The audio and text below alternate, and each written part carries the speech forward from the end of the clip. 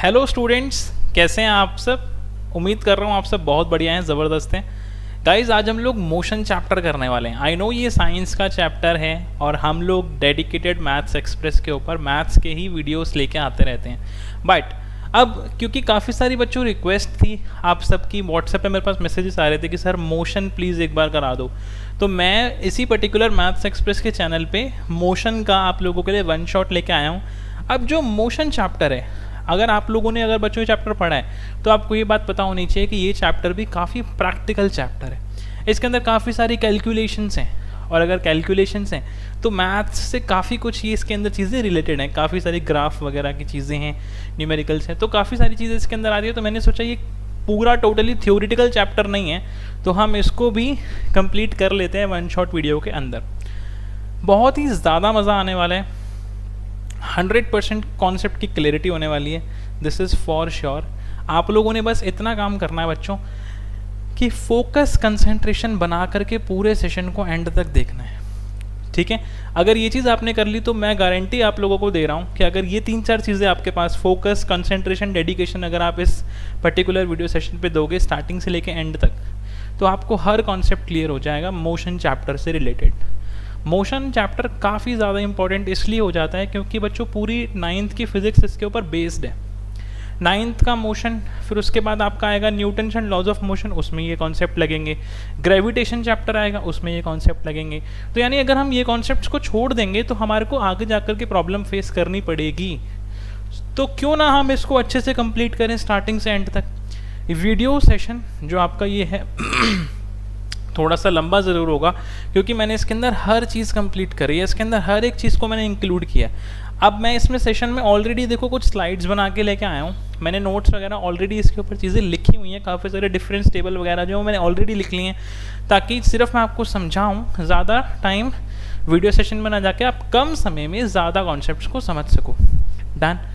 इस पर्टिकुलर जो भी मैं नोट्स में आज यहाँ पे पढ़ाऊँगा, इसके आपको नोट्स मिल जाएंगे, तो टेंशन मत लेना, लिखने वगैरह की कोई झंझट मत करना। बट बच्चों फोकस ज़रूर मेंटेन करके रखना, ठीक है। लिखना वगैरह ऐसा नहीं है, कोई इंपॉर्टेंट पॉइंट्स लग रहे हैं, कुछ की पॉइंट्स अगर मैं बोल रहा हूँ, अगर आप लिखना चाहते हो तो आप कॉपी में साथ साथ नोट ज़रूर कर सकते हो। बट इस पर्टिकुलर पूरे सेशन के जो नोट्स होंगे आपको हमारे टेलीग्राम चैनल पर मिल जाएंगे। डन। इस सेशन के अंदर क्या क्या इंक्लूड किया मैंने, बेसिक डेफिनेशन, बेसिक डिफरेंसेस, फिर मैंने इसके अंदर ग्राफ आप लोगों को कवर कराए हैं। मैं इसके अंदर आप लोगों को मैंने डेरिवेशंस इसमें ऐड किए हैं। डेरिवेशंस तीनों हम लोग करेंगे ग्राफिकल से, जो न्यूटन्स की लॉज ऑफ मोशन होते हैं उस पर, और एट दी एंड हम लोग इसके न्यूमेरिकल्स भी करेंगे। यस, मैंने इसके अंदर कुछ न्यूमेरिकल्स भी ऐड किए हैं, तो बहुत ज़्यादा मज़ा आने वाला है। अपने आप को बच्चों ऐसे रूम में आइसोलेट करो जहाँ पर आपको डिस्टर्ब करने वाला कोई ना हो, ठीक है, ताकि आप लोग डिस्टर्ब ना हो, अच्छे से फोकस करके कंसंट्रेशन से आप चीज़ों को समझ पाए। डन। तो बच्चों स्टार्ट कर रहे हैं क्लास 9th साइंस का मोशन वन शॉट। सबसे पहला मेरे पास आया है रेस्ट और मोशन। अब रेस्ट क्या है, मोशन क्या है, देखो डेफिनेशन एग्जाम में पूछी जाती है, 1 मार्कर आपकी डेफिनेशन बन जाती है। अब इस चैप्टर के अंदर ना टू द पॉइंट चीज़ें लिखनी ज़रूरी हैं। इसके अंदर क्या होता है कि हम वहाँ पे गाने लिख के नहीं आएंगे, पूरी थ्योरी नहीं हमको लिखनी, कि जैसे और बायो के चैप्टर्स होते हैं या कुछ केमिस्ट्री के चैप्टर्स होते हैं जिसके अंदर आप रिलेटेड टू टॉपिक चीज़ें लिख देते हो तो कई बार मार्क्स मिल जाते हैं। बट इसके अंदर क्या है, हमको टू द पॉइंट आंसर्स लिखने होते हैं, ठीक है। न्यूमेरिकल्स करने हैं तो टू द पॉइंट आंसर उसके अंदर निकालने हैं। तो ऐसे ही देखो यहाँ पे रेस्ट का मतलब क्या होता है, no change in position with respect to time. मतलब no change in position, position आपको चेंज नहीं करनी है बॉडी की, body means any object, no change in position of the body with respect to time. देखो जैसे बच्चों मैंने ये डॉट बनाया, अब मैं यहाँ पे रुक गया, समय बीतता जा रहा है, समय बीतता जा रहा है, पर ये डॉट ने अपनी पोजीशन चेंज नहीं करी। मैं अभी देखूंगा या 5 मिनट बाद देखूंगा, इस डॉट की पोजीशन यहीं की यहीं है, इसका मतलब पोजीशन चेंज नहीं हो रही है, तो मतलब बच्चों ये रेस्ट पे है। Very simple. कंफ्यूज मत होना कि आप लोग सोचो सर ये यहाँ पे है, आप टाइम देखो, टाइम बढ़ता जा रहा है, ये घूमी घूमी करके आया वापस आ गया, सर थोड़ी देर बाद देखोगे अभी भी यहीं पे है और ये तब भी यहीं पे था, तो सर तब भी रेस्ट पे है। नहीं, आपको स्टार्टिंग और एंडिंग तो कई बार कन्फ्यूजन ऐसी होती है कि सर स्टार्टिंग और एंडिंग में तो यही है, बट बच्चों बीच में तो घूम के आया ना, ये तो मोशन में था ये, बट वापस अपनी पोजीशन पे आ गया, इसका मतलब ये नहीं है कि वो रेस्ट पे ही रहेगा। रेस्ट पे रहने का मतलब है हर टाइम इंस्टेंट पे इसको अपनी पोजीशन बिल्कुल चेंज नहीं करनी। तो इसकी पोजीशन टाइम के हिसाब से अगर चेंज नहीं होगी तो ये ऑब्जेक्ट मेरा रेस्ट पे है। Done, rest clear. अब मोशन के अंदर क्या लिखा है, change in position with respect to time, यानी यहाँ पे पोजीशन चेंज हो रही होगी, है ना। जैसे यहाँ पे नो चेंज इन पोजीशन है और यहाँ पे चेंज इन पोजीशन है। जैसे यहाँ पे ऑब्जेक्ट है, अब समय देखो बढ़ता जा रहा है तो ये भी अपना घूमता जा रहा है।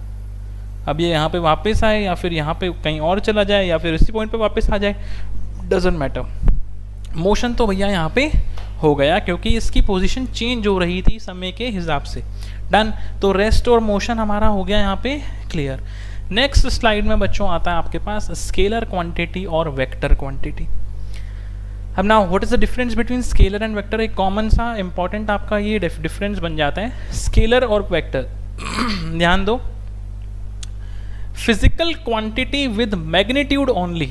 देखो बच्चों, अगर सिर्फ हम लोग इस पर्टिकुलर सेशन को लर्निंग मेंटालिटी से देखेंगे तो ये क्लियर होगा बढ़िया तरीके से, स्टार्टिंग से एंड तक कोई डाउट नहीं रहेगा, पक्का बता रहा हूँ अगर लर्निंग मेंटालिटी से बैठते हो तो। अगर सिर्फ टाइम पास के लिए देखोगे, क्योंकि देखो सिंपल सी बात है, ये कोई कॉमेडी वीडियो तो है नहीं कि जब मर्जी देखा और मज़ा ही आता रहेगा। ये कॉमेडी वीडियो नहीं, ये एजुकेशनल वीडियो है। यहाँ पे आपको चीज़ें सीखने को मिलेंगी और अगर सीखना है कुछ तो टाइम इन्वेस्ट करना पड़ेगा आपको और फोकस कंसंट्रेशन बनाना पड़ेगा, तभी कुछ चीज़ समझ में आएगी। क्योंकि बच्चों कॉमेडी वीडियो नहीं है, जब मर्जी लगाया हंसी आई खत्म हुआ वीडियो बंद, नहीं। ये एजुकेशनल वीडियो है, आपको यहाँ पे चीज़ें समझने को मिलेंगी, तो आपको टाइम फोकस अच्छे से करना पड़ेगा, तभी कुछ नई चीज़ सीख सकते हैं। चलो, scalar quantity, physical quantity with magnitude only. Now what is magnitude, मतलब बच्चों वैल्यू कोई भी फिजिकल क्वांटिटी है जो मेज़र कर सकते हैं, कोई भी फिजिकल क्वांटिटी है जिसकी आपको सिर्फ वैल्यू गिवन है, उसको हम स्केलर क्वांटिटी के अंदर कहते हैं। जैसे मैं कह रहा हूँ 5 किलोमीटर, ये मैंने आपको मैग्नीट्यूड दिया, ये वैल्यू दी है, तो ये स्केलर क्वांटिटी है। बट अगर मैं बोलूँ 5 किलोमीटर इन वेस्ट डायरेक्शन या ईस्ट डायरेक्शन, तो ये क्या हो गया basically, vector quantity. Vector quantity के अंदर मैग्नीट्यूड के साथ साथ डायरेक्शन भी आ जाती है, बस इतना फर्क है दोनों में। स्केलर में सिर्फ मैग्नीट्यूड और वेक्टर में मैग्नीट्यूड के साथ डायरेक्शन ऐड ऑन होती है। ठीक है, कुछ एग्जांपल्स आपके पास, जैसे स्केलर है, इसके एग्जांपल आप डिस्टेंस दे दो, स्पीड दे दो, मैं आगे पढ़ाऊंगा, अभी ये आने वाला है, नेक्स्ट इसी के बारे में बात करेंगे। वेक्टर के अंदर बच्चों डिस्प्लेसमेंट हो गया और वेलोसिटी हो गया, ये हमने एग्जांपल देना है, बट आगे मैं इसको समझाऊंगा ये क्या है। ठीक है, दिस इज़ वेरी इंपॉर्टेंट। इसके बाद आता है मेरे पास, देखो डिस्टेंस एंड डिस्प्लेसमेंट का टेबल मेरे पास आ गया। Distance and displacement, distance and displacement ध्यान से समझो। डिस्टेंस का मतलब होता है actual path travelled, length of the actual path travelled. Suppose करो जैसे यहाँ पे ये डॉट है, ये कोई स्टार्टिंग पोजीशन है ए, अब यहाँ से हम घूमी घूमी करनी शुरू की, यहाँ पे पहुँच गए, ये है बच्चों पॉइंट बी। अब ए से लेकर के बी तक जो मैंने पाथ ट्रैवल किया है, यानी ये पूरा जब मैं कैलकुलेट करूँगा तो वो मैंने डिस्टेंस है, वो मेरा डिस्टेंस ट्रैवल्ड हुआ। ठीक है, फर्स्ट पॉइंट हो गया। अब डिस्प्लेसमेंट क्या कह रहा है कि शॉर्टेस्ट लेंथ, सपोज करो एक स्टूडेंट ऐसे ऐसे गया, अब दूसरे स्टूडेंट को बोला भाई आप बी के पास जाओ और फटाफट जाओ, तो उसका शॉर्टेस्ट पाथ क्या होगा, ये वाला। This is displacement and this is distance. Clear हुआ? डिस्प्लेसमेंट एंड डिस्टेंस क्लियर हुआ। Displacement is the shortest path between initial यानी starting point to the final point यानी एंडिंग पॉइंट। इनिशियल बोलते हैं और फाइनल बोलते हैं, इनिशियल स्टार्टिंग, फाइनल आपका एंडिंग हो गया। तो डिस्टेंस आपका और डिस्प्लेसमेंट आपका डन। अच्छा, डिस्टेंस जो होता है ना वो स्केलर क्वांटिटी होता है, यानी देखो डिस्टेंस आपका जो है, मैंने अभी स्केलर में डिफरेंस, स्केलर में आपको एग्जांपल लिखवाया था डिस्टेंस का, तो यहाँ पे समझो कि डिस्टेंस आपका स्केलर क्वांटिटी क्यों है, क्योंकि डिस्टेंस जो होता है ना वो डायरेक्शन पे डिपेंड नहीं करता। जैसे ये मैं यहाँ गया, ये भी कैलकुलेट, ये भी कैलकुलेट, ये भी कैलकुलेट, ये भी, यानी कि डायरेक्शन पे मैटर नहीं किया ना। जैसे सपोज करो एक बच्चा यहाँ से इधर गया, फिर इधर गया, इधर गया, इधर गया, इधर गया, इधर गया, फिर यहाँ आ गया। अब वो डायरेक्शन कहीं भी जाए, कैलकुलेट तो सब कुछ होगा, यानी डायरेक्शन पे डिपेंड नहीं कर रहा। बट अगर मैं यही बात करूँ बच्चों डिस्प्लेसमेंट की, तो सपोज करो यहाँ पे था, यहाँ से यहाँ पहुँचा, तो मेरे पास ना इस पॉइंट पे खड़े होकर एक पर्टिकुलर डायरेक्शन है कि सर ये इस डायरेक्शन में 5 किलोमीटर है, सपोज करो ये पूरा, तो सर ये इस डायरेक्शन में 5 किलोमीटर क्या है। ये डिस्प्लेसमेंट जब भी मैं मेंशन करूँगा मैं वहाँ पे डायरेक्शन ज़रूर दे सकता हूँ, क्योंकि वो वेक्टर क्वांटिटी के अंदर आता है। छोटा सा एग्जांपल और लेते हैं, नंबर लाइन है बच्चों 0 1 2 -1 -2। एक बच्चा यहाँ था, यहाँ गया, फिर यहाँ, फिर यहाँ, फिर यहाँ, फिर यहाँ, फिर यहाँ, ऐसे करके यहाँ फाइनली पहुँच गया। 0 से लेके वो 2 पे पहुँच गया, ठीक है। पहले यहाँ था, बहुत लंबा ऐसे से घूमता रहा और वो 2 पे पहुँचा।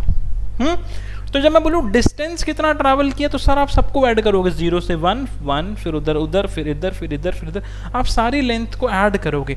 बट जब मैं बात करूँगा डिस्प्लेसमेंट की, तो आप बोलोगे यहाँ से यहाँ तक सर 2 यूनिट इसका डिस्प्लेसमेंट है, और वो भी सर पॉजिटिव डायरेक्शन में खड़ा है ये।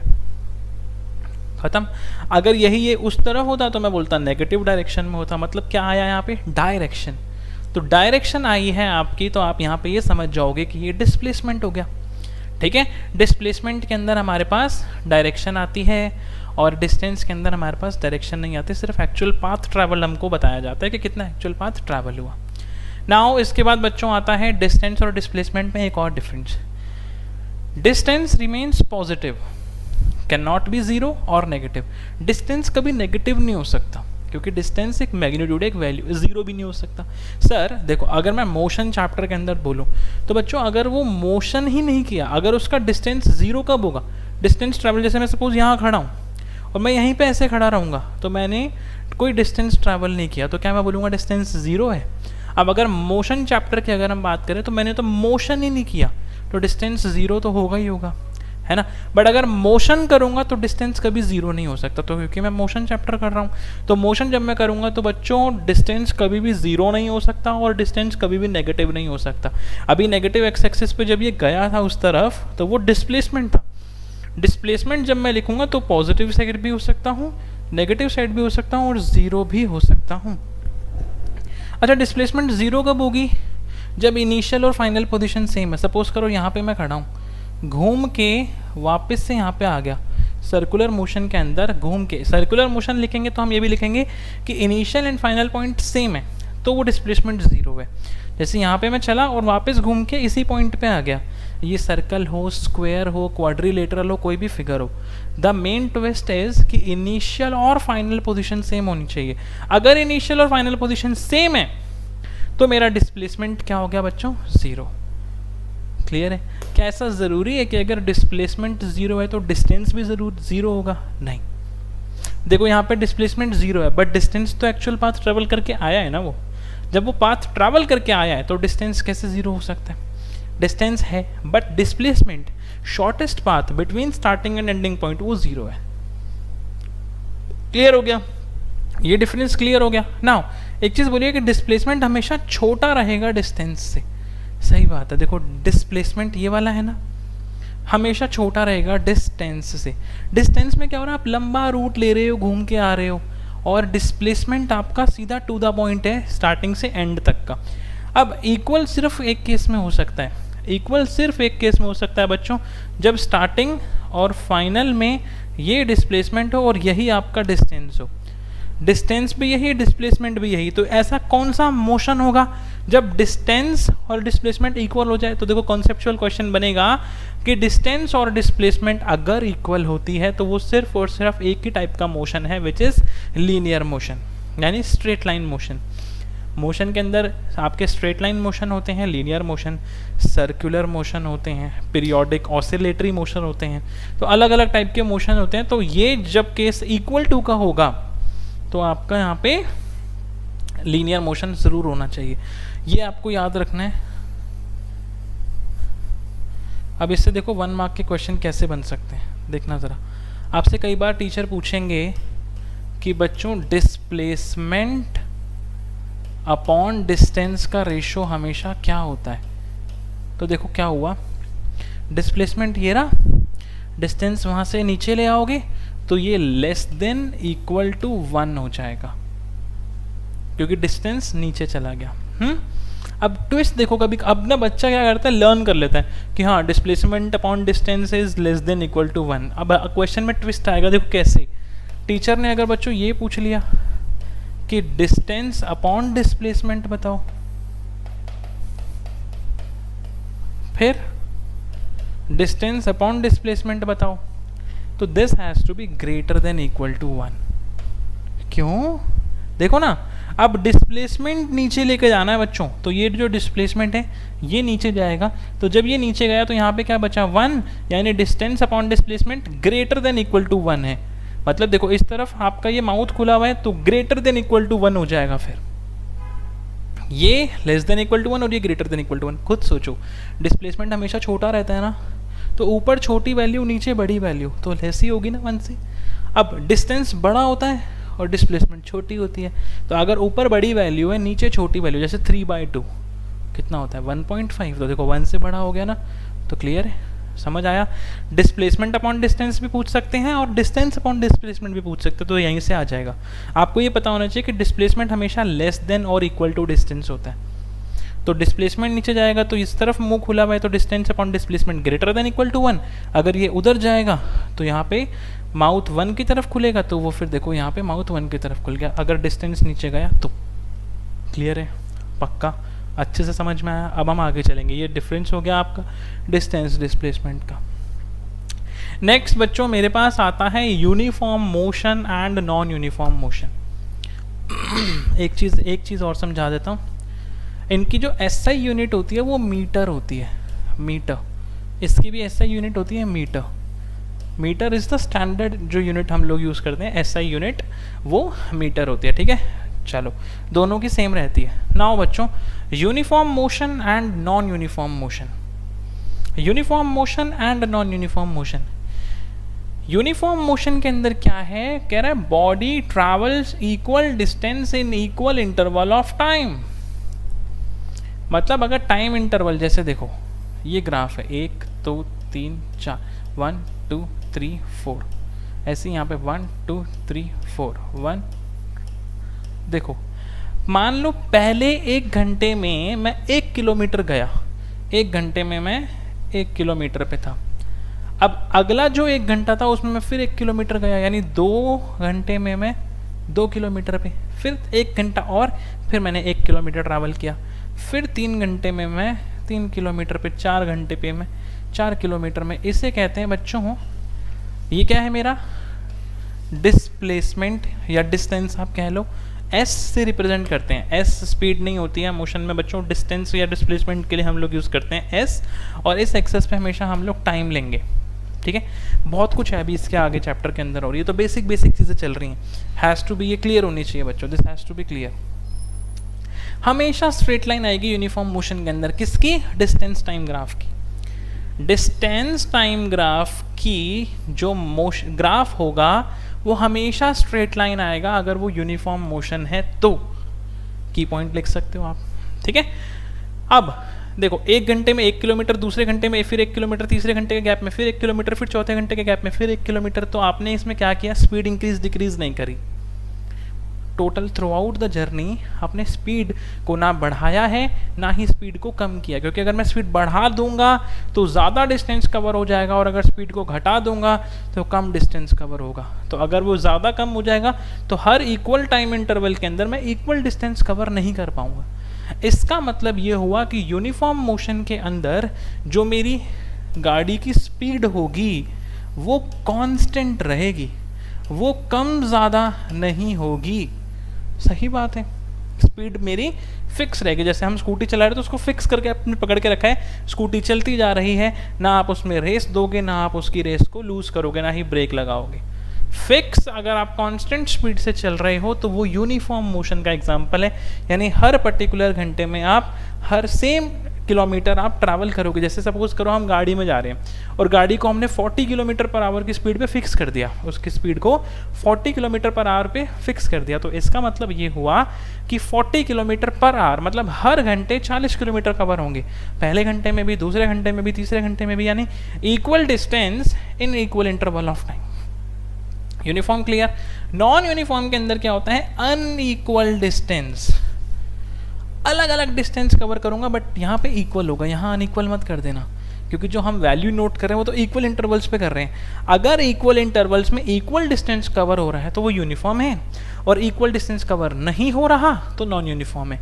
यानी इस पर्टिकुलर केस के अंदर ये रेस दे रहा है, ब्रेक लगा रहा है, कभी रुक रहा है, कभी चल रहा है, कभी, तो ये सिचुएशन ऐसे चल रहा है। तो इसका मतलब क्या हुआ कि नॉन यूनिफॉर्म के अंदर मेरी जो स्पीड होगी वो कभी कांस्टेंट नहीं होगी। अब एक चीज़ और सुनो, अगर बच्चों आप लोगों ने चैप्टर पढ़ा है तो ये पॉइंट समझना, नहीं पढ़ा तो आगे दोबारा समझाऊंगा। एक्सेलरेशन क्या होता है, जो हम लोग वैसे सबको पता है 9th क्लास बच्चों, एक्सेलरेशन क्या होता है, एक्सेलरेट करते हैं ना, जैसे गाड़ी एक्सेलरेट करते हैं पैर से, या फिर हम लोग स्कूटी या बाइक चला रहे हैं तो ऐसे जू जू करते, तो ये एक्सेलरेट किया। अगर मैं स्पीड चेंज ही नहीं करूँगा, अगर देखो पहले केस में अगर स्पीड फिक्स है तो मैं एक्सेलरेट नहीं कर रहा हूँ, ना मैं ब्रेक लगा रहा हूँ, यानी एक्सेलरेशन ज़ीरो होता है। इस केस में एक्सेलरेशन ज़ीरो होता है, मैं एक्सेलरेट ही नहीं कर रहा हूँ तो एक्सेलरेशन ज़ीरो। बट बच्चों नॉन यूनिफॉर्म मोशन के अंदर, नॉन यूनिफॉर्म मोशन के अंदर या तो आप स्पीड इंक्रीज करोगे या फिर आप स्पीड डिक्रीज करोगे, ब्रेक लगाओगे, दोनों सिनेरियो होंगे। तो इसके अंदर बच्चों एक्सेलरेशन जो होती है वो ज़ीरो नहीं होती। बस ये एक पॉइंट आपको समझ में आना चाहिए एक्स्ट्रा, एक्सेलरेशन ज़ीरो ऊपर, इसमें acceleration not equal to zero. Clear, बहुत simple, uniform non uniform clear हो गया। अब हम आगे चलेंगे। Next what we have is speed.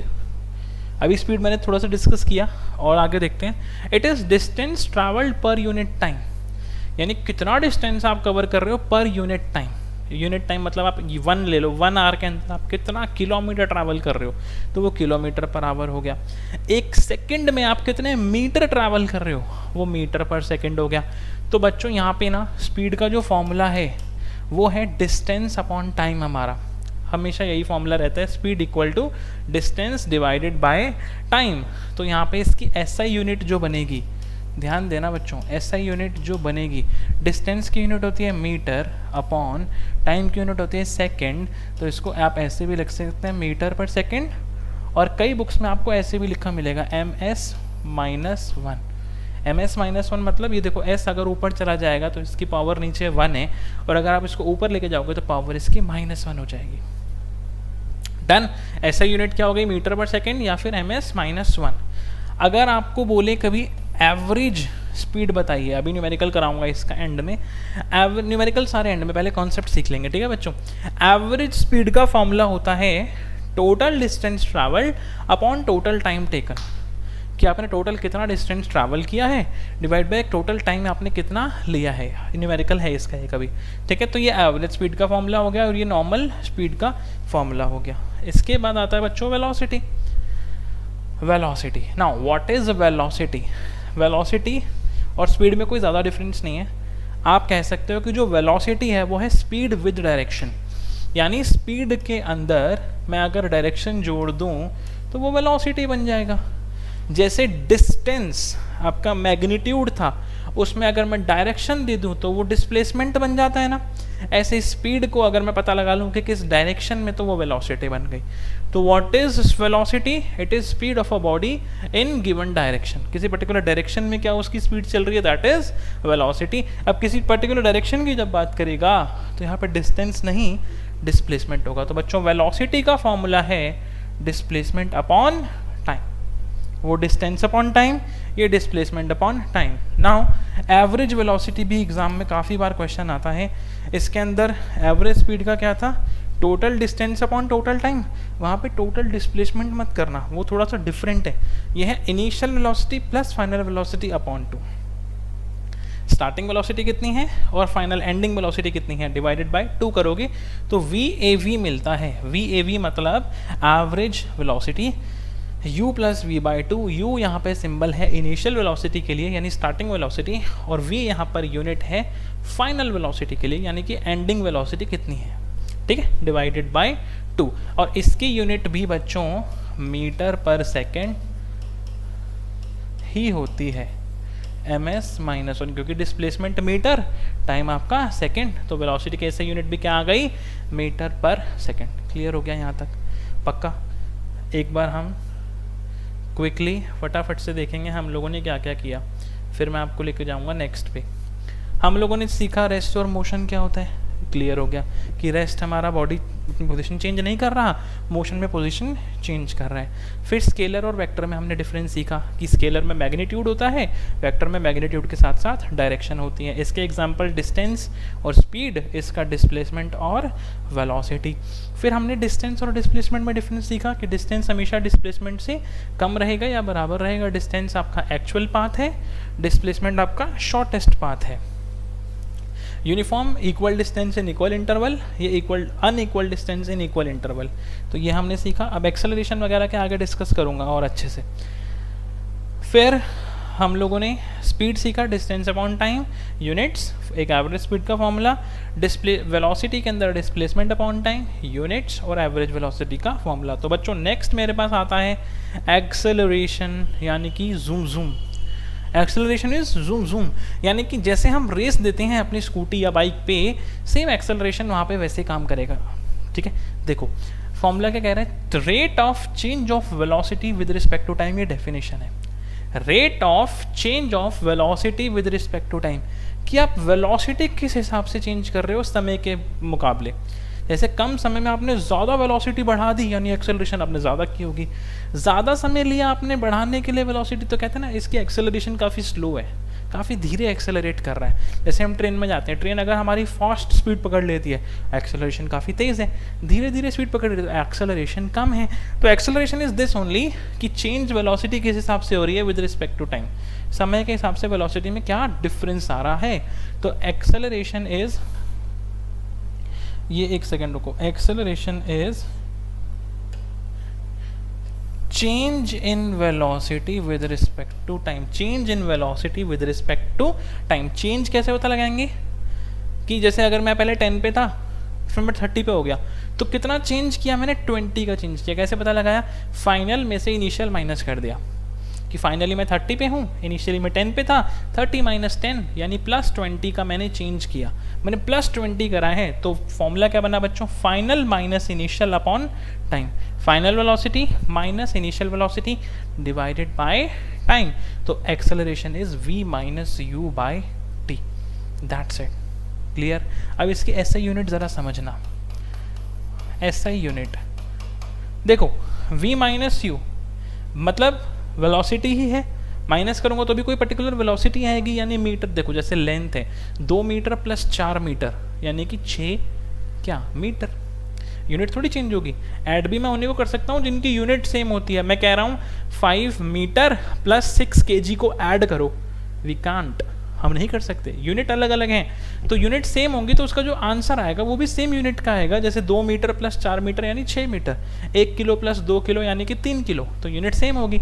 तो v माइनस यू करूँगा तो यूनिट क्या आएगी बच्चों, मीटर पर सेकेंड। और अपॉन में फिर से क्या है, टाइम, यानी इसकी एक और सेकेंड। इसके नीचे ऐसे लिख दूँ 1, डिनोमिनेटर में कुछ नहीं है। अब ये मल्टीप्लाई होगा तो कैसे घूम जाएगा, s बाय 1 जो है वो 1 बाय s हो जाएगा। तो ये बन गया बच्चों मीटर अपॉन s स्क्वायर। तो एक्सेलरेशन की ऐसा यूनिट होती है मीटर पर सेकंड स्क्वायर, मीटर पर सेकंड स्क्वायर। कई लोग इसको ms माइनस 2 भी लिखेंगे, तो तुम आप समझ पा रहे हो बच्चों, ऊपर आया s माइनस 2, ये समझ आया नहीं? तो फिर छोटी क्लास में लेके चलता हूँ, इधर आओ। m upon s divide by s upon 1। बच्चों जब हम छोटे छोटे बच्चे थे तो हम लोगों ने सीखा था डिवाइड से बचना है तो मल्टीप्लाई लगाओ, पर जो आगे है उसको रेसिप्रोकल करो। तो यही तो है, देखो डिवाइड में तो है। ओह अच्छा ऐसे, हाँ तो ऐसे, डन, क्लियर हो गया यहाँ तक? क्लियर बच्चों, एक्सेलरेशन समझ में आया? अच्छा अब मेरे को ये बताओ, अगर मैंने फाइनल वेलोसिटी 100 है, फाइनल वेलोसिटी मेरी 100 है, इनिशियल वेलोसिटी मेरी 50 थी, तो मैंने एक्सेलरेट किया है या डीसेलरेट किया है? Sir what is decelerate? Decelerate is बच्चों ब्रेक लगाना। जब हम ब्रेक लगाएंगे तो एक्सेलरेशन हमारी कम होती जाएगी। एक्सेलरेशन जब रिड्यूस हो रही है तो उसे ब्रेक लगाना कहते हैं, और उस पर्टिकुलर केस के अंदर जो सिचुएशन होगा वो मैं आपसे डिस्कस करूँगा। अब मेरी 100 है, पहले मेरी 50 थी, तो मैंने एक्सेलरेट किया ना, मैंने एक्सेलरेशन बढ़ाई ना, मैंने स्पीड इंक्रीज करी ना, तो मतलब फाइनल वेलोसिटी अगर बड़ी है इनिशियल वेलोसिटी से, देखो अगर ये वाली वैल्यू बड़ी है 100 माइनस 50 प्लस की वैल्यू आएगी ना, तो यानी एक्सेलरेशन आपका हमेशा पॉजिटिव होगा जब v आपका बड़ा है। ऑब्वियसली इंक्रीज करा आपने, टाइम तो कभी नेगेटिव हो नहीं सकता, उसने तो वैसे ही पॉजिटिव होना है, तो सारी बातें यही बताएंगी। अगर बच्चों v बड़ा है तो पॉजिटिव, और अगर v छोटा हो गया, अगर v छोटा है यानी फाइनल वेलोसिटी 20 हो गई, इनिशियली वो 100 थी, पहले वो 100 थी, अब वो 20 हो गई यानी रिड्यूस हो गई है, तो बच्चों एक्सेलरेशन क्या होगी, ब्रेक लगी होगी, यानी डीसेलरेशन का केस हो गया, है ना, या रिटार्डेशन भी कहते हैं, रिटार्डेशन का केस हो गया। तो अगर v आपका छोटा है, ये देखो जैसे 5 माइनस 10 अगर करूँगा तो u अगर बड़ा है तो साइन किसका लगता है, बड़े वाले का। अगर v बड़ा होगा तो इसका साइन प्लस है तो एक्सेलरेशन प्लस में आएगी, और अगर u बड़ा होगा तो इसका साइन माइनस है तो एक्सेलरेशन भी माइनस में आएगी, तो 0। और एक केस होगा जब v और u बराबर हैं बच्चों, एक केस होगा जब v और u बराबर हैं, यानी फाइनल भी मेरी 50 है, इनिशियल भी 50 है।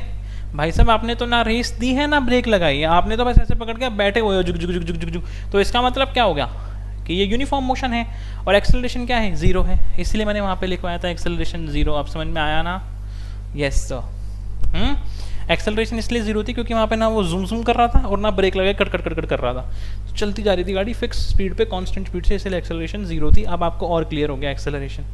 डन बच्चों, fantastic. Next what we have is some graph.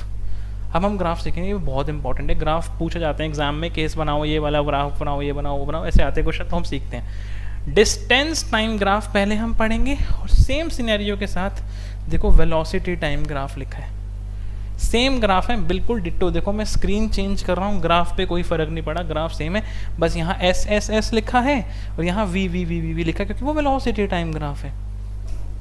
अब जरा समझेंगे डिस्टेंस टाइम ग्राफ में क्या क्या सिचुएशन है। पहले कुछ पॉइंट्स आपको मैं बता देता हूँ। डिस्टेंस टाइम ग्राफ के अंदर जो स्लोप होगा,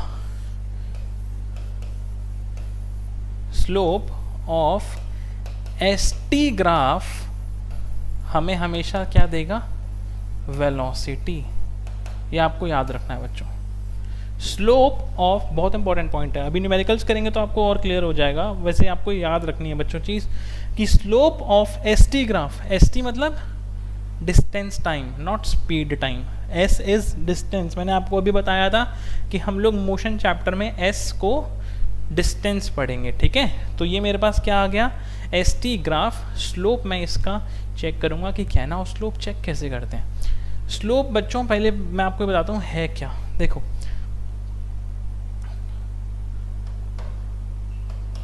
देखो जैसे स्ट्रेट लाइन है, ठीक है, ना इसमें कोई चढ़ाई है ना इसमें कोई ढलान है, ना चढ़ाई है ना ढलान है, तो इसका स्लोप 0 है। देखो ये चढ़ाई हो गई तो इसका स्लोप बढ़ता जाएगा पॉजिटिव, घटता जाएगा नेगेटिव, ये स्लोप नेगेटिव है, ये बच्चों स्लोप पॉजिटिव है, और ये स्लोप आपका 0 है। अब जैसे देखो ये है, अब कई बच्चे बोलेंगे इसका स्लोप क्या है, पहले ही बताओ इसका स्लोप क्या है, नेगेटिव स्लोप है। कई बच्चे बोलेंगे सर इसमें तो चढ़ाई हो रही है, ऐसे बच्चों पर आपको हमेशा लेफ्ट टू राइट जाना है। टाइम देखो आपका इस साइड इंक्रीज हो रहा है, टाइम आपका इस साइड इंक्रीज हो रहा है, तो जब आपका टाइम इस साइड जा रहा है लेफ्ट टू राइट, तो आप लेफ्ट टू राइट देखो, अगर आप लेफ्ट में पहले यहाँ खड़े हो और आप यहाँ पे आओगे तो ढलान है, तो इसका मतलब ये नेगेटिव स्लोप है। और अगर ऐसा होगा तो सर ये पॉजिटिव स्लोप है, और अगर ऐसा होगा तो सर स्लोप आपका 0 है। क्लियर हो गया, ये भी क्लियर है। अब स्लोप हमें कैसे चीज़ों को बताएगा, कैसे हेल्प करेगा, अब हम यहाँ देखेंगे बच्चों। पहले मैं कुछ लॉजिकल चीज़ें बताऊंगा, फिर स्लोप से आंसर निकालूंगा, और स्लोप काफ़ी इजी रहता है। देखो डिस्टेंस टाइम ग्राफ बच्चों,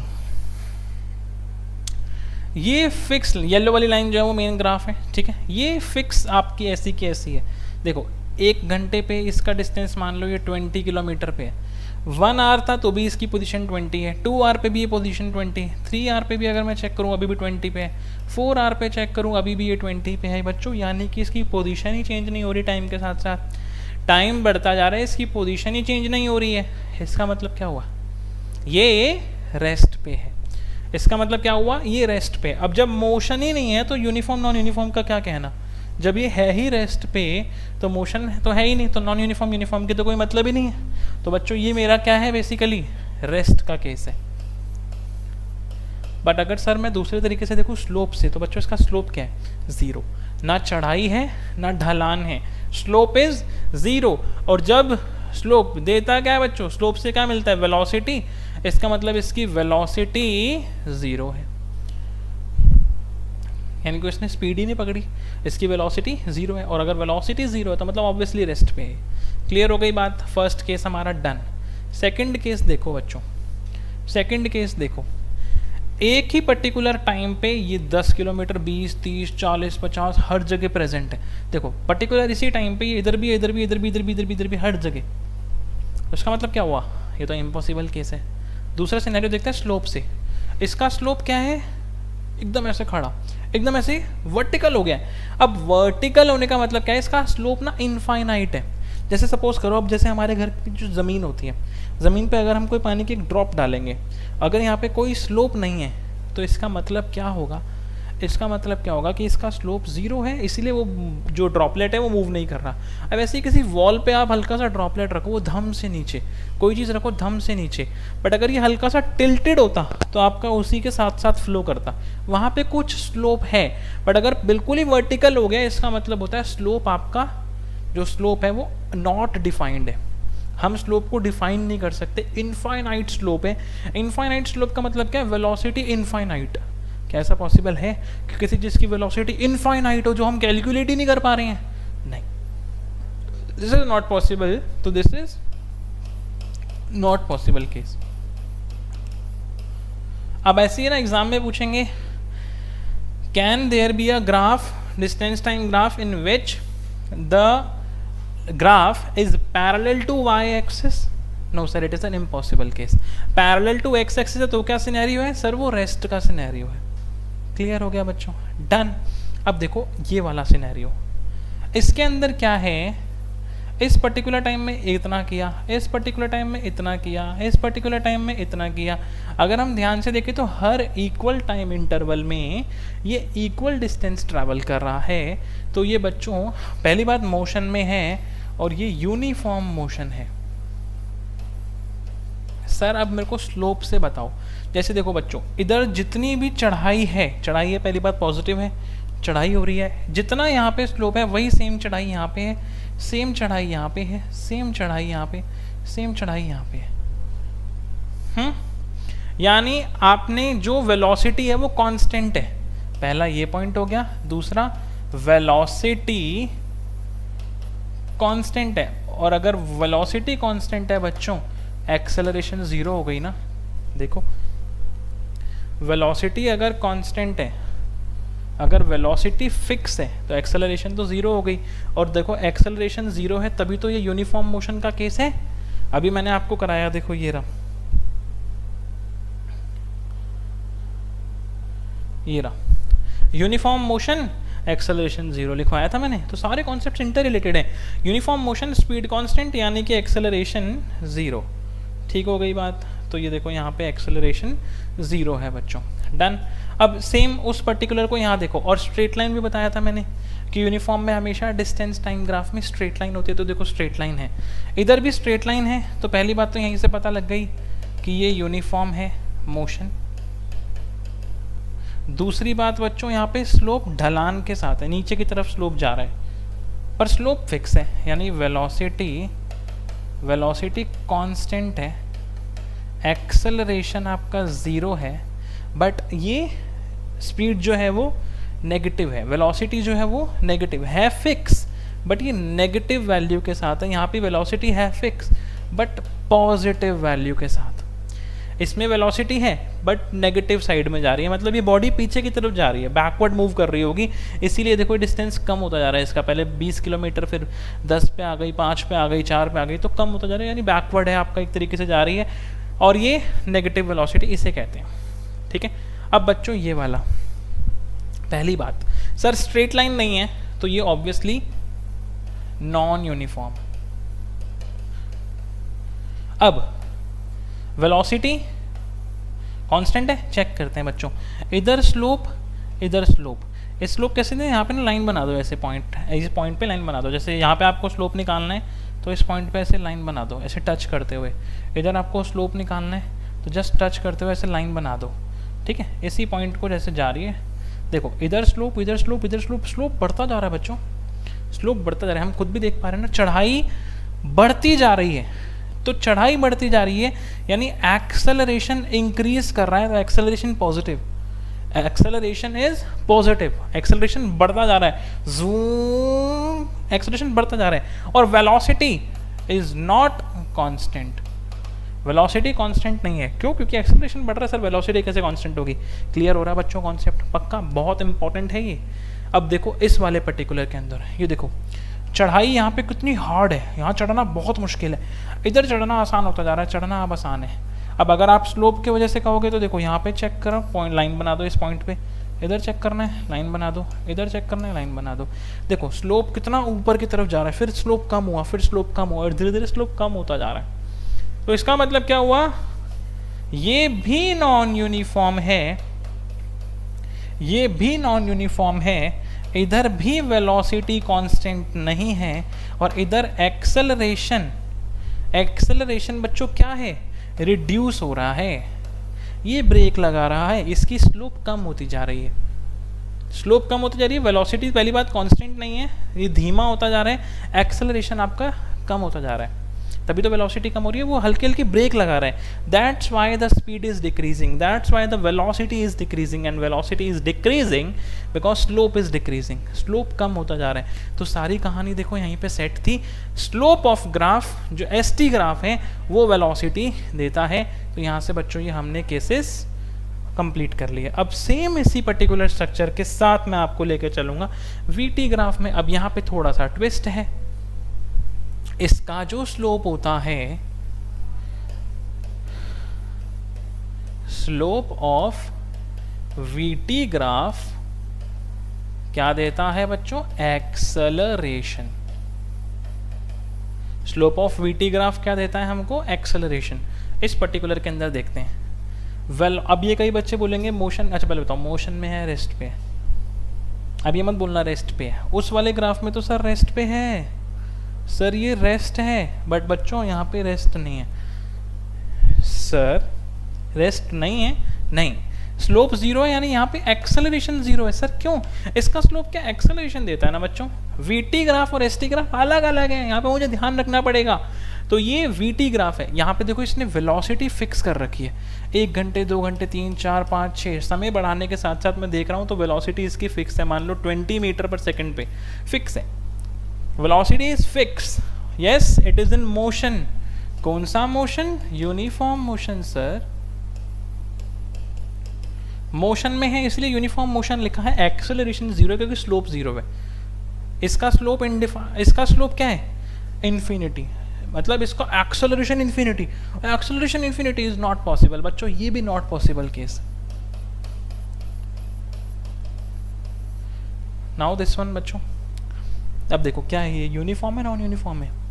sir uniform, sir straight line है सर। बच्चे स्ट्रेट लाइन सिर्फ डिस्टेंस टाइम ग्राफ की अगर स्ट्रेट लाइन होती है तो वो यूनिफॉर्म होता है सर, ये यूनिफॉर्म नहीं, नहीं सर कैसे, ये नॉन यूनिफॉर्म मैं बताता हूँ, सुनो बच्चों, इसका जो वेलोसिटी है वो बढ़ रहा है, देखो 1 घंटे पे क्या वेलोसिटी थी, 2 घंटे पे क्या वेलोसिटी है, 3 घंटे पे क्या वेलोसिटी है, 4 घंटे पे क्या वेलोसिटी है, वेलोसिटी इज इंक्रीजिंग, रफ्तार बढ़ती जा रही है, और अगर रफ्तार बढ़ती जा रही है यानी कि एक्सेलरेशन पॉजिटिव है। अच्छा हाँ सर, इसका तो स्लोप एक्सेलरेशन देता है ना, तो इसका स्लोप अगर पॉजिटिव है, एक्सेलरेशन पॉजिटिव हुई। एक्सेलरेशन अगर पॉजिटिव है इसका मतलब वो रफ्तार बढ़ा रहा है, जूम, और जब वो जूम कर रहा है तो वेलोसिटी कैसे आपकी फिक्स हो सकती है? वेलोसिटी बढ़ती चली जाएगी, यानी ये नॉन यूनिफॉर्म है। बहुत बढ़िया। इधर देखो ये वाला फिर से नॉन यूनिफॉर्म है, गाड़ी में ब्रेक लग रही है, ठीक है, एक्सेलरेशन आपका नेगेटिव है, स्लोप आपका क्योंकि नेगेटिव है, आपका स्लोप नेगेटिव है इसीलिए नॉन यूनिफॉर्म है, ब्रेक लग रही है, वेलोसिटी इज रिड्यूसिंग, वेलोसिटी कम होती जा रही है, एक्सेलरेशन इज नेगेटिव। एक्सेलरेशन की वैल्यू फिक्स है वो कांस्टेंट, इधर भी एक्सेलरेशन कांस्टेंट है, इधर भी एक्सेलरेशन है कांस्टेंट बट पॉजिटिव में है, उसकी पॉजिटिव, जैसे 2 मीटर पर सेकंड स्क्वायर या 4 मीटर पर सेकंड स्क्वायर फिक्स वैल्यू है, इधर भी फिक्स वैल्यू है, क्योंकि स्लोप बच्चों फिक्स है। देखो स्लोप फिक्स है, एक्सेलरेशन आपकी नेगेटिव ज़रूर है बट वो फिक्स है। इसका मतलब क्या हुआ कि ये भी नॉन यूनिफॉर्म मोशन के अंदर आएगा। इसकी एक्सेलरेशन क्या हो सकती है? -2 मीटर पर सेकंड स्क्वायर, -4 मीटर पर सेकंड स्क्वायर, ऐसे, ठीक है। तो माइनस में जब भी होगी तो ब्रेक लग रही होगी, देखो इसकी वेलोसिटी रिड्यूस हो रही है यानी कि रुकने वाली है गाड़ी। ओके सर, इसके अंदर देखो एक्सेलरेशन होता है ना, इसका स्लोप, एक्सेलरेशन सर कम है, सर एक्सेलरेशन बढ़ गया, सर बहुत तेज़ी से बढ़ गया, एक्सेलरेशन बहुत तेज़ी से इंक्रीज कर रहा है, तो भी नॉन यूनिफॉर्म ही जाएगा। इसमें ना एक्सेलरेशन फिक्स नहीं है, इसमें देखो एक्सेलरेशन फिक्स था, कांस्टेंट था, क्योंकि स्लोप आपका फिक्स है, इधर स्लोप ही चेंज हो रहा है। और अगर स्लोप चेंज हो रहा है किसका सर? वीटी ग्राफ का, वीटी ग्राफ का स्लोप चेंज हो रहा है यानी एक्सेलरेशन चेंज हो रही है। एक्सेलरेशन सर स्लोप बढ़ रहा है घट रहा है? मैंने कहा सर बढ़ रहा है, तो सर एक्सेलरेशन बहुत तेज़ी से बढ़ रही है। यहाँ पे एक्सेलरेशन पॉजिटिव थी बट फिक्स थी, डिफरेंस है ना दोनों में। इसमें भी एक्सेलरेशन नेगेटिव है बट फिक्स है। देखो इसमें एक्सेलरेशन आपकी रिड्यूस हो रही है, स्लोप तेज था, धीरे हुआ, धीरे होगा, स्लोप कम हो रहा है यानी एक्सेलरेशन कम हो रही है, रहेगा तो ये भी नॉन यूनिफॉर्म ही। क्लियर हो गए? सारे केस क्लियर हो गए अच्छे से। अब बच्चों देखो this is a 1 short video ना, तो मैं थोड़ा सा फास्ट हूँ, क्योंकि देखो ये चैप्टर कम से कम 10 लेक्चर लेता है। अगर हम 1-1 घंटे के 1.5 घंटे के सेशन लेंगे तो ये 10 से 12 सेशन लेता है। अब अगर ये चैप्टर के अंदर इतना कुछ है और अगर हम 1 घंटे में फुल रिवाइज कर रहे हैं तो ऑब्वियस सी बात है स्पीड इंक्रीज होगी, क्योंकि एक्सेलरेशन पॉजिटिव है, स्पीड इज इंक्रीजिंग, ठीक है। तो आपको क्या करना है, अगर कहीं पे लग रहा है कि सर ये ऊपर से जाना शुरू हो गया, तो गाइस वीडियो को थोड़ा पीछे करो, वीडियो की स्पीड को स्लो करो और फिर देखो, क्योंकि मैं हर पॉइंट को कवर कर रहा हूँ, कोई पॉइंट नहीं छोड़ रहा हूँ। बट आपको ये करना है कि पीछे करो, थोड़ी सी रिड्यूस करो स्पीड, अच्छे से चीज़ों को समझो, क्योंकि कॉन्सेप्ट सारे कवर करूँगा, छोड़ूंगा कुछ भी नहीं, हर चीज़ कवर कर दी मैंने आपकी इसके अंदर। फिर हमारा ये वाले ग्राफ क्लियर हो गए। अब बच्चों सबसे ज़्यादा जिसका इंतज़ार है ये वाली स्लाइड, स्लोप वेलोसिटी देता है, इसका स्लोप वीटी का एक्सेलरेशन देता है और एरिया अंडर वीटी आपका डिस्प्लेसमेंट देता है। बच्चों यार ये बहुत इंपॉर्टेंट पॉइंट्स हैं यार, ये न्यूमेरिकल में बहुत हेल्प करेंगे। अगर ग्राफ का आपका स्लोप एसटी ग्राफ का पूछे तो वेलोसिटी, वीटी का एक्सेलरेशन और एरिया अंडर वीटी ग्राफ आपको डिस्प्लेसमेंट देता है। अभी बोलोगे सर ये यूज़ नहीं हुआ, बट बच्चों डेरिवेशन में यही यूज़ होगा, तो अब यह हम चलेंगे much awaited equations of motion derivation. अब इसके अंदर मैंने यहाँ पे ब्लैंक छोड़ा है, चाहता तो मैं पहले से करके ले आता आप लोगों के लिए, बट नहीं, मैं आपको एक पॉइंट समझाऊंगा फिर करूँगा। पहले फर्स्ट इक्वेशन सीख लेंगे, देन मैंने डायग्राम सेम यहाँ रखी है, सेकंड करा दूंगा, इधर सेम डायग्राम पे थर्ड करा दूंगा, फिर एक छोटा सा टॉपिक और है, उसके बाद आपका चैप्टर यहाँ पे वाइंड अप हो जाएगा। फिर हम न्यूमेरिकल्स भी आज में निपटाएंगे। मैंने क्या बोला आपको, सेशन थोड़ा सा लंबा है but we will cover each and every point, तो फुल फ्लेज तैयारी आपकी हो जाएगी। अब देखो बच्चों इसके अंदर पर्टिकुलर ग्राफ, ये मेरे पास इस पर्टिकुलर ग्राफ के अंदर मेरे पास ये वीटी ग्राफ है। देखो मैंने क्या लिखा, वेलोसिटी टाइम ग्राफ, यानी कि ये मेरा वीटी ग्राफ है। अब वीटी ग्राफ के अंदर देखो यहाँ से ये ग्राफ स्टार्ट हुआ और यहाँ तक ग्राफ गया, मेन ये जो लाइन है ना yellow, this is the graph, ठीक है। अब जब ये जिस पर्टिकुलर ये रफ्तार से ग्राफ इसकी मैंने बनाई है उस पर्टिकुलर रफ्तार को, यानी उस पर्टिकुलर स्पीड को, उस पर्टिकुलर वेलोसिटी को मैं क्या बोलूँगा, इनिशियल वेलोसिटी ना, जो स्टार्टिंग पॉइंट से इसकी वेलोसिटी मैंने कब पकड़ी है, जहाँ से मैंने ग्राफ बनाया है, तो ये u है। अब ये जिस पॉइंट तक पहुँची तो मैंने ये वाली जो वेलोसिटी है इसको मैंने लिखा v है। अब ठीक है, अब जैसे अगर बच्चों ये ग्राफ है और यहाँ पे मैंने लिखा 2, तो इसका मतलब क्या होता है, ये पूरा 2 है ना, यही तो मतलब होता है इसका। ऐसे ही अगर यहाँ पे u लिखा तो मतलब ये डिस्टेंस u लिख दिया मैंने, यहाँ पे इस पूरे को मैंने v लिख दिया। ये o a b c d e ये पॉइंट्स मैंने मार्क कर रखे हैं, ठीक है। तो यहाँ तक मेरे को क्लियर हुआ कि मेरा u क्या है और v क्या है। इसी ग्राफ में समझा रहा हूँ, आगे आप खुद समझ जाना, क्योंकि मैंने सेम कॉपी पेस्ट किया है ग्राफ आपके लिए। v पूरा u ये। अब अगर मैं आपसे बोलूँ कि मेरे को सिर्फ इतना ये बताओ ये कितना होगा, तो आप क्या बोलोगे, अच्छा देखो अगर ये u है तो ये भी u है, सेम सेम।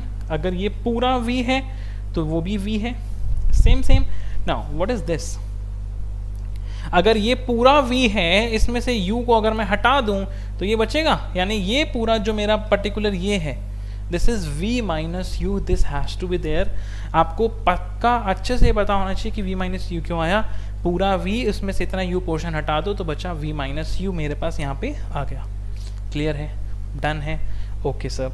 ये टाइम बच्चे इसने लिया इस पॉइंट से इस पॉइंट तक पहुंचने के लिए, तो इसको मैंने t से डिनोट करा, time t। Cool, that's it. अब बच्चों हम लोग यहाँ पे डेरिवेशन करनी स्टार्ट करेंगे। सबसे पहले मैं first law of motion, first equation ले लेते हैं। इक्वेशन ऑफ मोशन कर रहे हैं ना, हमारे पास 3 इक्वेशन है, तो पहले मैं फर्स्ट इक्वेशन करा देता हूँ आपको। फर्स्ट इक्वेशन निकालने के बच्चों 2 तरीके हैं। I will increase my speed a bit, थोड़ा सा मैं स्पीड तेज करूंगा, आप समझना, ठीक है। जिसको कहीं प्रॉब्लम होगी बैक करके स्लो करके फिर देखना। फर्स्ट इक्वेशन मेरे पास, हम लोगों ने ग्राफ के अंदर अभी सबसे पहले एक्सेलरेशन की डेफिनेशन में पढ़ा था बच्चों। Acceleration is v minus u upon t, formula पढ़ा था, क्रॉस मल्टीप्लाई करो, at equal to v minus u, u को इधर भेज दो तो u प्लस at आपका क्या हुआ v, यानी v की value I u plus at, ये मेरी फर्स्ट इक्वेशन ऑफ मोशन है। आप ऐसे एग्जाम में करके आ सकते हो। एक दूसरा तरीका होता है, ऑल्टरनेटिव मेथड है। ये हो गया, फर्स्ट इक्वेशन डन हो गया, बट एक ऑल्टरनेटिव मेथड है, ये भी आपको आना चाहिए, क्योंकि इससे कई न्यूमेरिकल सॉल्व होते हैं। अगर ये नहीं पता होगा तो कई न्यूमेरिकल्स में आप पीछे रह जाओगे। तो बच्चों समझो, यहाँ मैं लिख रहा हूँ ऑल्टरनेटिव मेथड। अच्छा, ये एक्सेलरेशन होता क्या है, slope of VT graph, slope होता है। एक्सेलरेशन क्या होता है, slope of VT graph. Now अभी मैंने पढ़ाया ना आपको, ये देखो, एक्सेलरेशन इज व्हाट, ये रहा, acceleration is what, it is slope of VT graph. हाँ, तो मेरे पास ये वीटी ग्राफ है, ये वीटी ग्राफ है, इसका स्लोप मेरे को एक्सेलरेशन दे देगा, ठीक है। तो एक्सेलरेशन इक्वल टू, स्लोप का फॉर्मूला लिखवा रहा हूँ मैं आपको, चेंज इन वाई, ये कुछ नया सीख रहे हो आप लोग, change in y upon change in x, यानी y में कितना चेंज हो रहा है डिवाइडेड बाय x में कितना चेंज हो रहा है। ये स्लोप का फॉर्मूला होता है, ये आपके पास अभी 11th में भी आएगा, वापस से 9th में भी है फॉर्मूला, आपके इंपॉर्टेंट है, ये न्यूमेरिकल में आएगा, इग्नोर नहीं करना इन चीज़ों को। चेंज इन y मतलब y में कितना चेंज हुआ, तो मैं लिख रहा हूँ y2 में से y1 हटा दूंगा और नीचे x2 में से x1 हटा दूंगा। अब ये x1 y1 x2 y2 क्या है, अब यहाँ समझो, ये जो पॉइंट है ना स्टार्टिंग, इसको मान लो कि ये x1 और y1 है, कोऑर्डिनेट पढ़ा है ना 8th में, वही इसको मान लो x2 और ये y2 है, ठीक है बच्चों। थोड़ा सा अपर लेवल जा रहा हूँ मैं, बट आप लोगों के लिए बहुत इंपॉर्टेंट है। x की वैल्यू बोलो तो क्या है, यहाँ पे कोऑर्डिनेट लिख रहे हैं ना, x की वैल्यू क्या है t, x की वैल्यू क्या है t, और y2 मतलब y कोऑर्डिनेट क्या है बच्चों, v। सर तो ये कोऑर्डिनेट है t, v। ऐसे ही यहाँ पे सर x की कोऑर्डिनेट तो 0 है, और सर y कोऑर्डिनेट मेरा यहाँ पे u है। तो y1 की वैल्यू मिल गई, x1 की वैल्यू मिल गई, x2 की वैल्यू मिल गई, y2 की वैल्यू मिल गई। बच्चों फॉर्मूले में पुट कर दो, acceleration y2 is what sir v minus y1 is what sir y1 की जगह u, x2 sir t minus x1 sir 0। तो बच्चों एक्सेलरेशन का फिर से फॉर्मूला आ गया v minus u upon T. अब यहाँ से वापस से फॉलो करेंगे ये स्टेप। अब ये देखो, ये आप इसमें करो या ना करो, क्या कहते हैं, डेरिवेशन में करो या ना करो, कोई फ़र्क नहीं पड़ेगा। बट बच्चों न्यूमेरिकल्स करते समय ये फॉर्मूला बहुत काम आता है, जो मैंने कोऑर्डिनेट्स बनवाए हैं आपके। ये फर्स्ट इक्वेशन फिर से मैंने डिराइव कर दी। कौन सा फॉर्मूला सर? ये स्लोप का फॉर्मूला, कोऑर्डिनेट सिस्टम वाला। ठीक है, this is very important. Done बच्चों, ये क्लियर हो गया। ये मेरी फर्स्ट इक्वेशन आ गई। अब सेकंड इक्वेशन अब मैं यहाँ सिखा रहा हूँ। अब सेकंड इक्वेशन में और थर्ड इक्वेशन में area under the VT graph से हम लोग करेंगे। और area under the VT graph क्या होता है? Area under VT graph is displacement. ठीक है सर, देखो बच्चों, सबसे पहले मैं आपको लिखवा देता हूँ, ये लिख लेना है ना, u इनिशियल वेलोसिटी होती है, v फाइनल वेलोसिटी होती है, t टाइम होता है, a एक्सेलरेशन होता है, और बच्चों s आपका डिस्टेंस या फिर डिस्प्लेसमेंट हम लोग यहाँ पे बोलेंगे। डिस्प्लेसमेंट हम मेजरली यहाँ पे यूज़ करेंगे। तो area under the VT graph मुझे क्या देता है बच्चों? सर डिस्प्लेसमेंट देता है। तो आओ फिर, एरिया अंडर का मतलब पता है क्या होता है? जैसे ये ग्राफ है ना, ये लाइन है ना, एरिया अंडर मतलब इसके नीचे पूरा ये वाला एरिया, ये पूरा जितना एरिया इसने एक्स एक्सिस के साथ बना रखा है, ये पूरा एरिया मुझे निकालना है। और अगर ये पूरा एरिया मेरे को मिल गया बच्चों, अगर ये पूरा एरिया मेरे को मिल गया, तो इसका मतलब ये हो गया कि मैंने डिस्प्लेसमेंट फाइंड आउट कर लिया। देखो,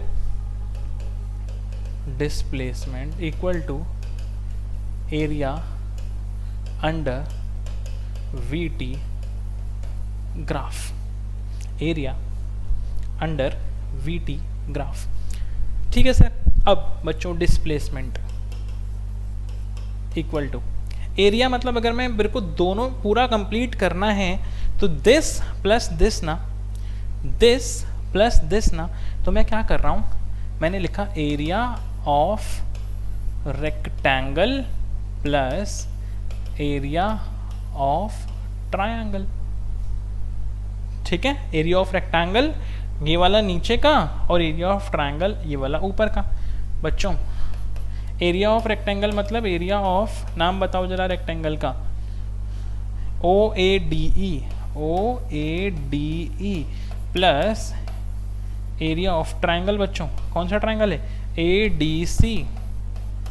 ठीक है, ओके सर। अब एरिया ऑफ रेक्टेंगल का फॉर्मूला क्या होता है बच्चों? Length into breadth. लेंथ बोलो OE इंटू ब्रेड्थ बोलो कितना चौड़ा, ये ले लो सर, OA ले लो या सर ED ले लो, कुछ भी ले लो, OA ले लो, चलो ये लो, प्लस एरिया ऑफ ट्रायंगल। बच्चों ट्रायंगल ADC, ट्रायंगल क्या होता है? हाफ इंटू बेस यानी AD इंटू हाइट यानी DC। ठीक है, half into base into height.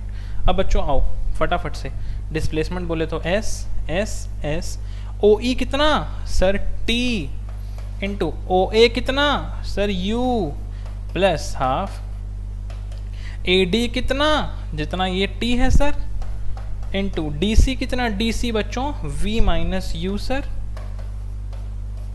ठीक है, ओके सर। अब बच्चों आओ वापस से, S equal to this is what? UT plus half. अब देखो ये T तो ठीक है। अब बच्चों आपको ना इक्वेशंस लर्न होनी चाहिए, क्योंकि न्यूमेरिकल्स में तो यूज़ करनी है। होती क्या है? एक होती है v equal to u plus AT, एक होती है S equal to UT plus half AT square, एक होती है v square minus u square equal to 2AS। हाँ, तो अब ये वाली सेकेंड मैं डिराइव कर रहा हूँ, तो UT प्लस हाफ, एक T मेरे पास आ गया, एक A और एक T की ज़रूरत है। यहाँ पे मेरे को A चाहिए और T चाहिए, किसके जगह पे? V माइनस यू की जगह पे। तो बच्चों यहाँ मेरे को क्लिक करना चाहिए कि देखो यहाँ पे, ये देखो यहाँ से मैं उठाऊंगा इस वैल्यू को। What is V minus you? It is 80। 80। तो v माइनस यू की जगह लिखा 80 और रीज़न में लिखना because v minus you equal होता है 80 के, ठीक है। या फिर v minus u upon a जो है वो v minus u upon t जो है वो a होता है, ये लिख लेना। तो s equal to u t plus half, ये a और t दो हैं तो t स्क्वायर। और प्यारे बच्चों ये कंप्लीट हो गया, ये कंप्लीट हो गया। सेकंड इक्वेशन भी आपने कंप्लीट कर ली। अब आओ थर्ड इक्वेशन, फटाफट से उसको भी निपटाएंगे बच्चों। Third equation, third equation of motion. आओ देखो बच्चों, फिर से एरिया निकाल रहे हैं। अब मैं ना यहाँ पे इसको रेक्टेंगल और इसको ट्रायंगल के अंदर नहीं ब्रेक करूँगा, मैं इसको पूरे को एक ही फिगर ले लूँगा। और अगर मैं इस पूरे को एक ही फिगर ले रहा हूँ, अगर मैं इस पूरे को बच्चों एक ही फिगर ले रहा हूँ तो ये ट्रैपीजियम है। सर ट्रैपीजियम तो ऐसा होता है, सर ऐसा भी होता है, हाँ ठीक है ये भी ट्रैपीजियम है कि दो साइड्स पैरेलल होनी चाहिए। सर ये जो है ये बिल्कुल सेम नहीं है, देखो कैसे सर। इस पूरे को अगर मैं ऐसे रोटेट कर दूँ जुक जुक जुक जुक जुक जुक जुक ऐसे, तो ये शेप देख लो और ये पूरी शेप देख लो। हाँ थोड़ा सा ये बड़ा हो गया है, लंबा हो गया, बट इट इज़ सिमिलर ना इससे, है ना। Yes sir. तो बच्चों इसके अंदर मेरी पैरेलल साइड्स कौन सी हुई हैं? पैरेलल सर आप ये वाली, एक सेकेंड बच्चों, पैरेलल में आपकी सर एक ये वाली और एक सर ये वाली, ये पैरेलल है सर। और बच्चे हाइट, हाइट सर इनके बीच का जो डिस्टेंस होता है सर ये, या ये ले लो आप, ये हाइट है सर आपकी। क्लियर है? Okay sir. अब आओ फिर एस, फिर से क्या होता है बच्चों? Area of trapezium.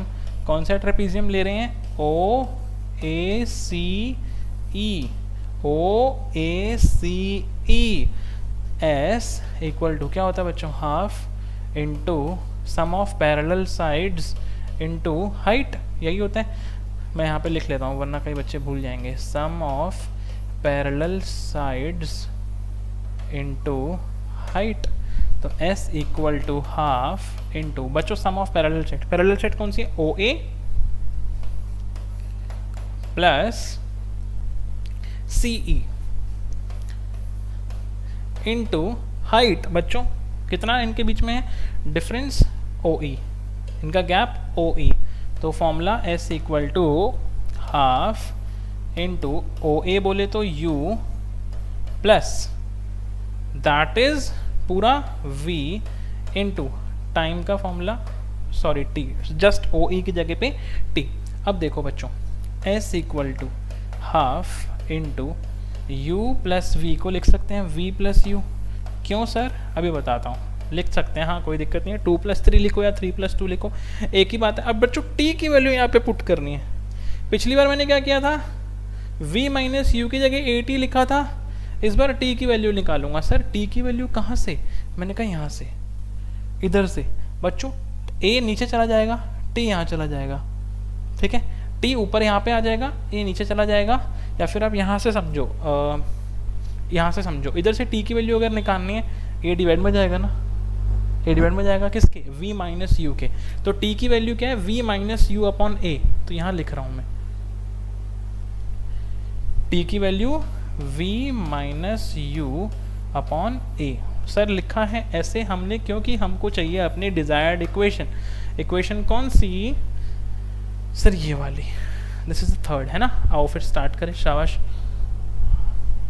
Half into V plus U into V minus you,